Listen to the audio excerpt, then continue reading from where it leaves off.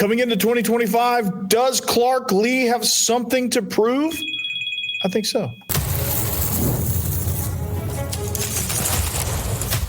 You are Locked On Vandy, your daily podcast on the Vanderbilt Commodores, part of the Locked On Podcast Network, your team every day. Hey, welcome into the Locked On Vandy podcast on the Locked On Podcast Network. I'm your host, Corey Burton. And on this episode, we're going to lay out what Clark Lea needs to prove and what he needs to do to prove it. Was last season a fluke? The narrative based on his tenure up to this point is maybe it was a fluke, but he has some things to prove. But the overhaul has set a lot of things in motion. So what does he need to prove exactly? We're going to break it all down. And then we close out by doing a stat dive for baseball to figure out how we can fix the issues that plague them on their up and down conference journey. Get swept one week, sweep the next week. It's just kind of an up and down thing. We're going to figure all that out here on the Locked On Vandy podcast. Speaking of which, thanks for making the Locked On Vandy podcast your first listen each and every day. We're free and available wherever you get your podcast, and on YouTube as a part of the Locked On Podcast Network, your team every day. So looking at what Clark Lea coming into this season, he has a lot to prove. And there was an article, I'm referencing this based on an article that Mike Huseman put out on MikeFarrellSports.com. And he talked about coaches around the SEC, and he's doing conference by conference, but he's doing coaches around the SEC that have things to prove. And Clark Lea is definitely on that list. Why is he on that list? Well, you come off a season like last season where you upset Alabama, you take Missouri to the wire, you get road wins at Kentucky and Auburn, which Auburn's a very tough place to win. You take Texas to the wire, you give LSU and Tennessee all that they could handle before they eventually just kind of overtake you. There's going to be some things, and you win a really good bowl game against Georgia Tech, who's actually a really good team. Took Georgia playoff team to 8 overtimes, eventually losing, but that became a war of attrition instead of, I think Georgia Tech was the better team in that game for most of that game. So Clark Lea, I think for people to take Vandy seriously, and this is going to be in recruiting, NIL, TV markets, like national media pundits, things like that. For people to take him seriously, I think he's going to have to prove something this year. And I think he's going to have to replicate it and then even get better as far as that goes. So why are we talking about this? Because honestly, there's a lot of talk out there. It's like, okay, Vandy was a fluke, and this is never going to happen again. They're going to go right back to being Vandy. I mean, even Vegas thinks that there's going to be a slight uptick, but 4.5 wins is still where the over-under set, and that's up from 2.5 games a year ago. So that's an improvement. But Vegas and FanDuel and all the other betting sites don't have a lot of trust that Vandy's going to be able to win those games. So I think there's some things that are set in motion, obviously, that I think is going to prove and is going to allow Clark Lea to prove that this can be a sustainable program. This can be a viable, competitive program. Are they going to win national titles right away? No, probably not. But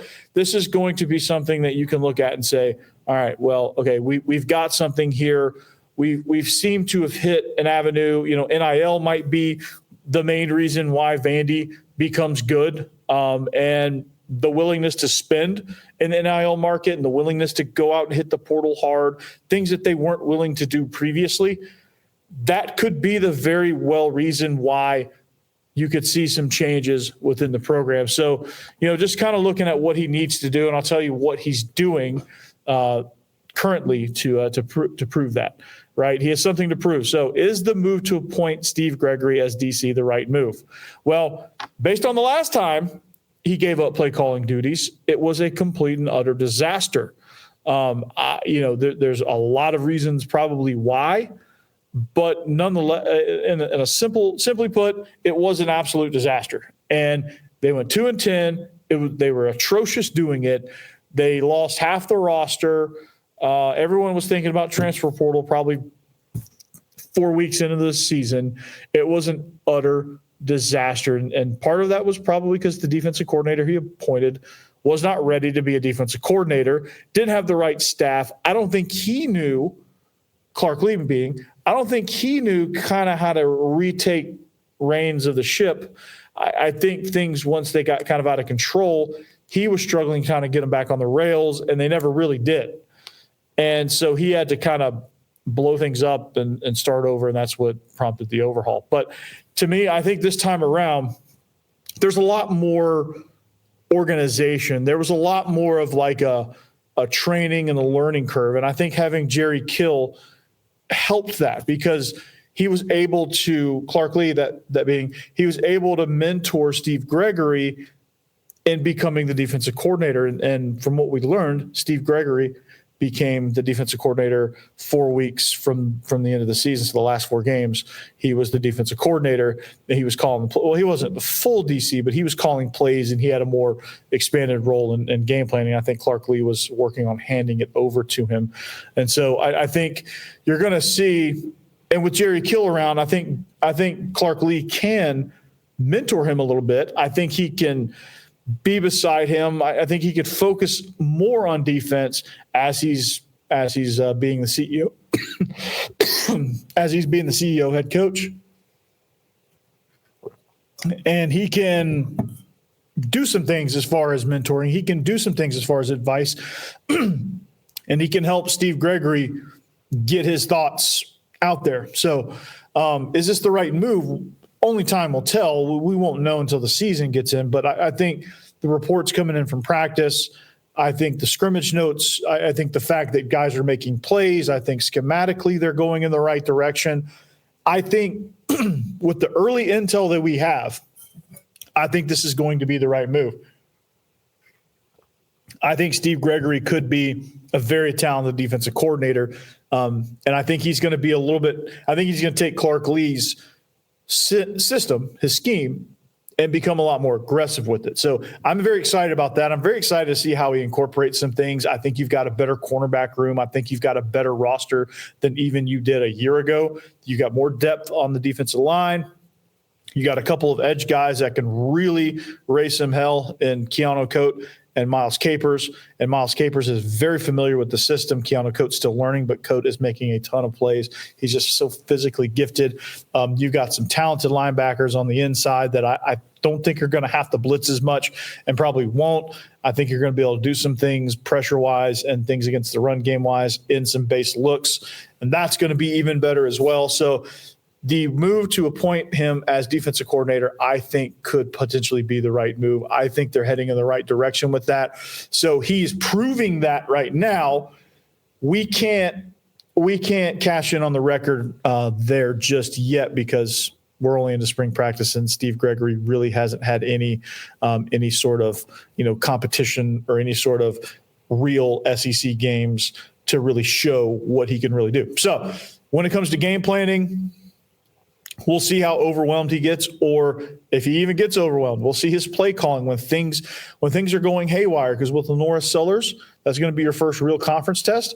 When Lenora Sellers comes to town, things are going to go haywire. He can blow up game plans like no other. He's that type of player. So how do you adjust? How do you stop a guy like that when he is going off and when he's killing your game plan? That's going to be some tests that Steve Gregory, who has been slightly battle tested, but we're going to kind of see just how he does. And if it's any indication, his game plan throughout the game against Nico Iamaleava wasn't great. I don't think he backed off getting pressure. I think part of it was because they were banged up and they couldn't. Part of it was they were kind of thin in the secondary, and they really couldn't do a whole lot coverage-wise. I think they had to simplify a lot of things. Their safeties just aren't built for deep coverage. They weren't. They were more like physical, run first, like 2-shell, 1-shell kind of thing. So I think the physical makeup of the defense was different. So maybe that factors into it. But I think you're going to have to see. I think the true test is going to be when the stuff is hitting the fan. you're going to kind of see what he's made of as a coordinator. Does he panic? Does he back off? Does he bring more heat to overcompensate? Is he in an even keel and sticks with the game plan and just rides it out? Like, what does he do? How does he, Clark Lea's calm demeanor, I think, helped him in some of those scenarios early on, especially against Alabama. And you took the onslaught against Alabama and really just kind of absorbed it and was able to punch back because of it. So that's going to be one thing that you look forward to with Steve Gregory and how he can kind of manage that. Now, also, year 2 of the Jerry Kill, Tim Beck experience.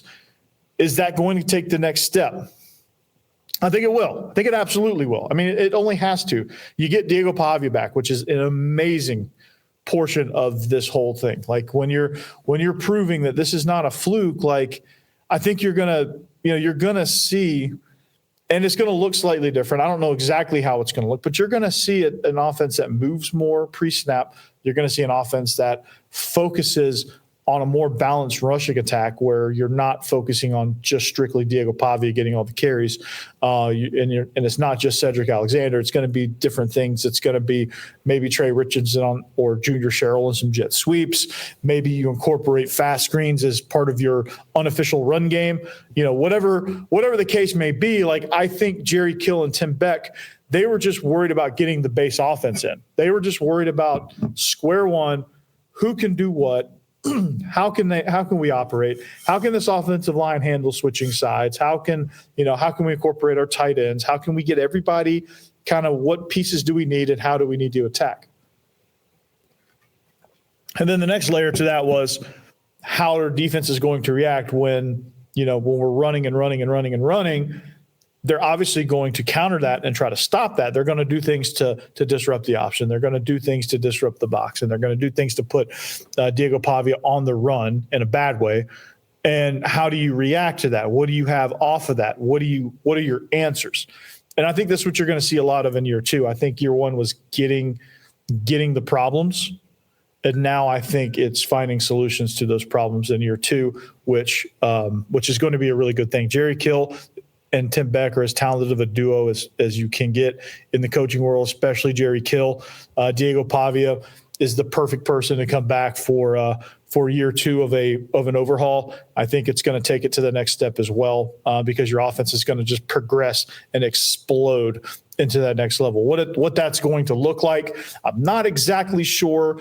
You have a couple of tight ends, Eli Stowers and Bryson Coleman, who are absolutely unguardable. Then you have Cole Spence, who is a massive target. He can be a run blocker. He can just be a big 6'7" behemoth in the middle that can just eat up space and make a few important catches.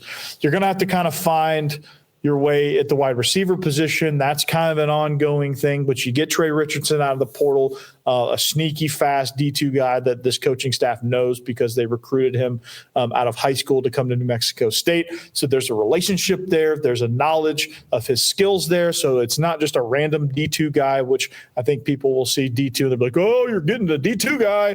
Congratulations. Hey, it's Vandy. We're getting a D2 guy. But it's not like that. They evaluated him. He went to JUCO. He came back out, didn't quite have the JUCO experience that he wanted, had to end up going Division II out of junior college, but now he's going to be able to transfer over to Vandy and finish out his college career there. And actually, I think is going to be an absolute weapon for the Commodores. So this is going to be an exciting time to see just kind of how the coordinators progress. That's going to be the biggest proving ground. Like, how these guys progress, how Clark Lea can mentor Steve Gregory, and how the Jerry Kill, Tim Beck experience goes in year 2.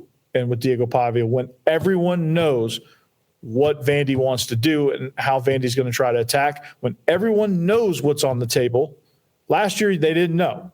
Caught a lot of people by surprise. And even sometimes when they knew, it didn't matter. Now, everybody knows. Everybody's preparing for it. Everyone is not going to take Vandy lightly. No one on that schedule is going to take Vandy lightly. So how do you respond to that? What are your answers?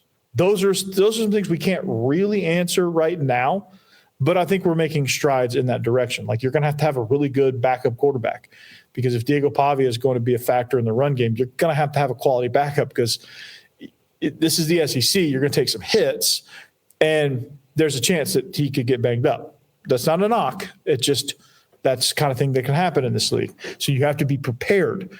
Blaze Berlowitz may not play a single snap outside of mop-up duty, or there could be a chance he could get some significant time based on how the run game's going, based on how things are going for Diego Pavia. So those are going to be the things that you're going to see develop over the course of time. And by the end of the season, you're going to be able to say, okay, this team's for real, or nah, that was just a fluke. Let's get a new coach in here.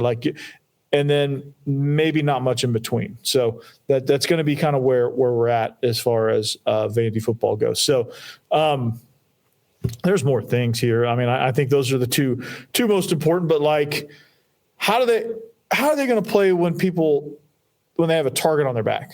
All right. How is the recruiting, portal recruiting, NIL, all the training aspects of training? How are they going to continue to elevate? We're going to see like the measurables to that, like how can he prove that that's working, and how is he trying to prove that that's working? We'll talk about that. We'll break that down next.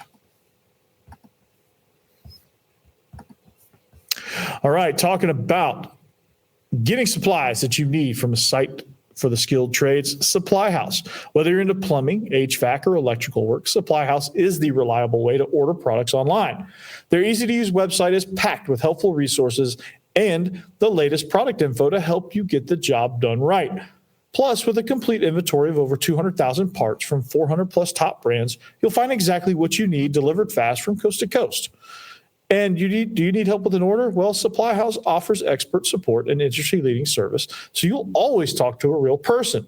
And for trade pros looking for an extra edge, their free trade program, or their free trade master program, offers exclusive perks like a dedicated phone line, free shipping, and discounts on every order. So thousands of skilled professionals are already taking advantage of this. Now it's your turn. So join the Trademaster program today at supplyhouse.com/TM and start ordering plumbing, HVAC, and electrical supplies with just a few clicks. Plus, use promo code SH5 for 5% off your first order. That's supplyhouse.com.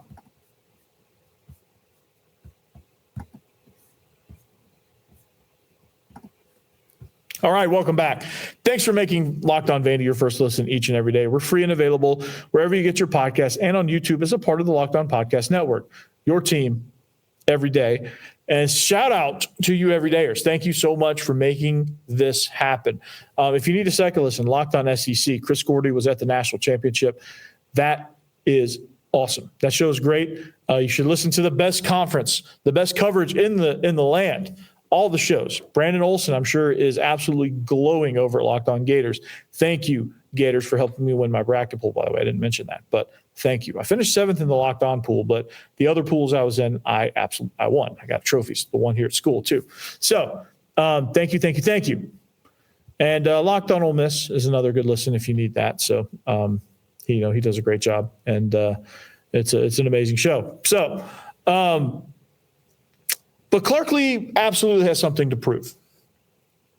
And he's doing the things that he needs to prove. But I think he needs to prove that, obviously the defense is under control without him being the DC and the head coach, without him being play caller. He needs to prove that. And what he's doing is he's mentoring Steve Gregory this time around. I think the first time he just said, "Here you go. I'm going to detach a little bit, and I'm going to be the CEO. I'm going to walk around practice. I'm going to mingle with every position group." And this time, I think he's a little more heavy on the defensive side of the ball, and that's great because you have Jerry Kill. It makes it possible to do that. And then, of course, speaking of Jerry Kill and Tim Beck, is the offense going to take that next step? And that next step is developing an explosive passing attack. And how explosive it can be, it needs to be explosive enough in year 2 so that you can build on it year 3 and beyond if it gets to that point. But here's the thing. Here's the thing about Vandy. Now, they ain't going to sneak up on anybody. All right? They're going to play with a target on their back now. They beat Alabama. This team, last year's team, beat Alabama. You think Alabama's gonna sleep on that? Do you think Kalen DeBoer is going to sleep on that? Absolutely not. And so they got to be ready. Missouri, you think they're going to sleep? You think Coach Drink is going to be like, "Hey, it's just Vandy"? That's what they said last year. Hey, it's just Vandy. They're not for real. They can do all this stuff. They got a kid from New Mexico State to be their quarterback. They got, they don't have anything, right? That's what they said year one. How did that go? Well, for Missouri, they escaped. But Bama did not have such luck. So there's not going to be anybody that's going to overlook. So how do they play with a target on their back now? How are they going to play when teams aren't overlooking them, aren't playing sloppy, aren't giving them things? How are they going to respond when you're getting everybody's best shot? Vandy's not been in this position very much. So how do you respond to that? Well, I think you have to – I don't think there's anything you can do except be in that situation to know if you're ready for that situation. But the biggest thing is you can't have another Georgia State game. And Georgia State's coming. All right, so you got to beat the brakes off them. You cannot have another letdown like that. You can't have another second half collapse like you did against South Carolina. And there's some other things at play there. But you can't be sloppy in this league. You can't have a second quarter like you did against Texas. You have to be sharp. All right. They punched Texas. Texas woke up. They did what they needed to do. And then they still barely held on. So you can't have any lapses. You can't beat Virginia Tech and feel like you've arrived. Right? Because South Carolina is right there ready to kick your butt. Right? They have to week in and week out now. This is going to be a new thing. They're going to have to laser sharp focused. They're going to have to be on point all the time. And they're going to have to find ways to continuously try to win at the line of scrimmage. They're going to have to create space.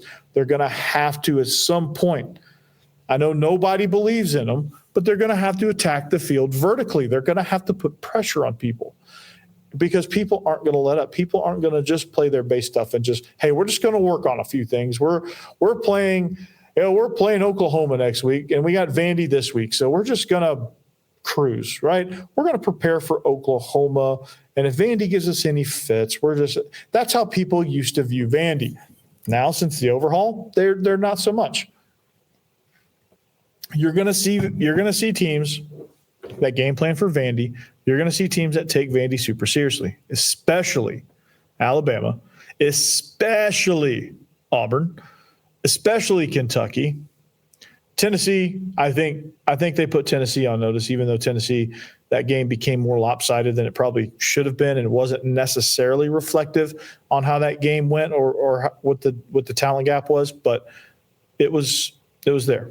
But yeah, they're going to have to figure out how to win with the targets on their back. So the last thing is, portal recruiting. I think they're doing a phenomenal job with portal recruiting. I think they're getting some really good guys. I think they're doing some really good evaluations on some guys. And, some of the ones they don't, outwardly to the public, they don't look great. But I think you're going to find some gems, right?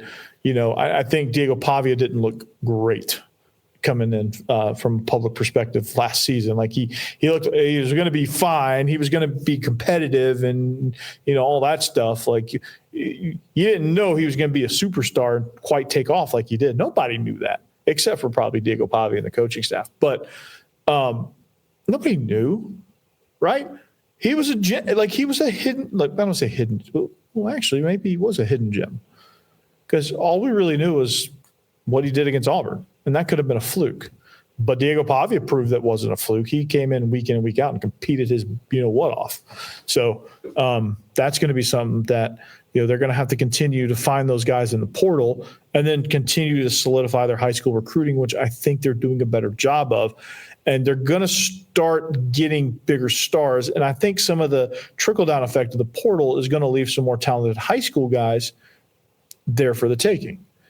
And they're just going to have to retool. They're going to have to continue to retool their recruiting approach to be able to lock down Middle Tennessee so that you can at least get all the best high school players from this region and then go beyond and find the best players you can find elsewhere and then hit the portal really, really hard. But I do think they have a good plan. They have a good strategy for that.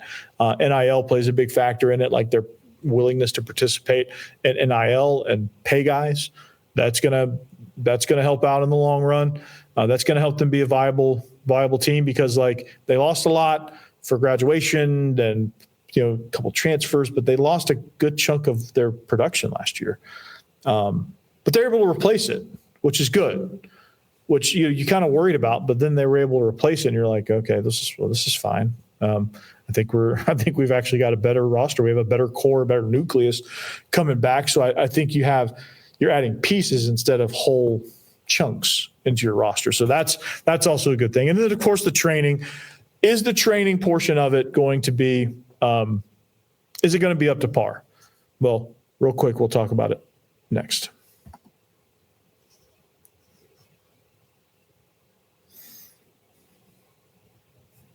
As the great Yogi Berra said, it's getting late early, and we're quickly running out of time. I wanted to get into a baseball stat dive, but don't think we're going to have enough time to really get into the stat dive like I wanted to. So we're going to save that probably for next episode. I'm going to finish up with just what Clark Lea has to prove. And I want you to leave your comments in the comments, or hit me up on social media or whatever. Let me know what you think he has to prove. Let me know if I'm spot on or if I'm talking completely from outer space. I don't know. But I think he has a lot on the table. I think he has, a good bit of things going on. I think he's got some things in motion that I think are going to come to fruition. But I think the biggest aspect of it now is the strength and conditioning, the training. How is that going to take flight? How is that going to elevate? Because last year you had about half of a strength cycle to get guys ready for SEC play. And it's great. I think it's a great program. It's just hard to do in that pretty much half amount of time, because you really only get a few weeks of pure, just gritty strength training. Right. And I think you have a better core coming back. So the summer, I think, is going to be a lot more productive because you got guys that are building on stuff that they built on last summer. You've got transfers coming in from better programs that probably have a really good foundation as far as training goes. But I think you have some of these, the core of guys, you've had them for a full cycle. Now you have an idea now of how to retool your program to account for transfers, to account for high school kids coming in June, getting them ready to play, I think is going to be a huge factor. Injury prevention, hopefully that number continues to go downward. I feel like it was better than it was in 23, but still, injuries, there's only so much you can prevent, obviously, in football because it's a violent sport. But there's things that you can do to kind of mitigate some things, to kind of help guys rehab, to kind of help guys deal with things that aren't so serious that you can't play. There's other factors involved with injury prevention and training that are going to get you equipped to be able to handle the rigors of SEC football, because you have to know the difference between hurt and injured in this league. And if you're hurt, there's things you can play through. You got to learn how to play through those things. You got to learn how to train yourself and get your body ready so that you can take on some things. You've got to also, in injury prevention, like I said, get your body ready for this stuff. So when you're training, when you're doing all those squats, you're doing all those neck exercises, and all the lifts that you do are designed to put things in place to where you're not injuring yourself, and you've got some things protecting you within your body. Now there's some hits and there's some things that happen that obviously are just freak situations that no one can avoid. But for the most part, if you can avoid as much as you possibly can and keep those guys healthy, and then get the treatment after practice, treatment after games to get guys recovered, that's also a huge part. And of course, the conditioning, the agility work, the speed training, the nutrition, all of that stuff, you're going to see that kind of play out over the season.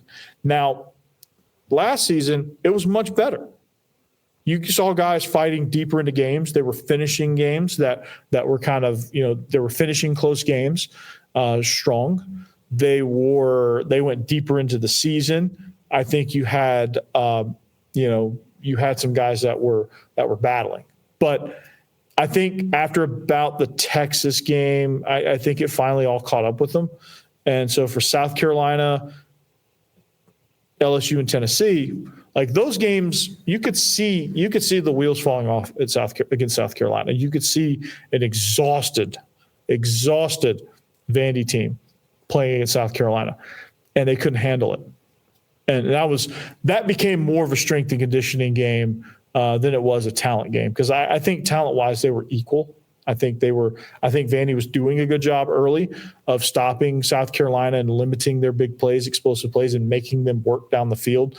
But I think eventually you just saw they just went, just all the energy just drained. And then, against LSU, they start strong and then they fade because they just couldn't hang in Baton Rouge. That's a tough environment. Then against Tennessee, same thing. I think a lot of it just caught up. A lot of the injuries caught up. A lot of the things. So the conservative game planning or game calling, things happened in that game to where you're just like, this is not the same team that they were at the start of the game. Like this is a totally different team. This is a weaker, more exhausted looking team that was just ready. And then they come back in the bowl game and they're fresh and sharp against Georgia Tech. So to me, it became a conditioning thing. They just weren't in condition. Now they know. Now they've got a better base. I think Coach Steiner has a better base for his program. Okay, this is what I need to focus on to keep these guys in shape. And so I think those things are going to be worked on. So you're going to see that elevate. I think if they can finish games better, if they can finish the season, the late games better, then you'll know that the training program has progressed. When they start landing big fish in the transfer portal, when they land that first really, like Carson Lawrence was the first really big recruit they landed since the overhaul. He's going to be a stud. You're going to see that more and more. Jack Elliott, I think eventually will be a stud when he gets his turn. It's going to happen where you're starting to see some of these higher profile high school guys committing. And so it's going to be fun to kind of watch the evolution of recruiting. I think as things change rapidly in portal, NIL, and high school recruiting, you just got to be on the forefront of that. And you just got to be, you got to be more proactive than reactive. But anyway, I didn't get a chance to do the baseball stat dive. We'll do that on the next episode. We'll continue some football talk as we inch closer to the black and gold game on Saturday. Thanks for listening. Thanks for stopping by. Hope you have a great rest of your day. Anchor down. Peace out. Later.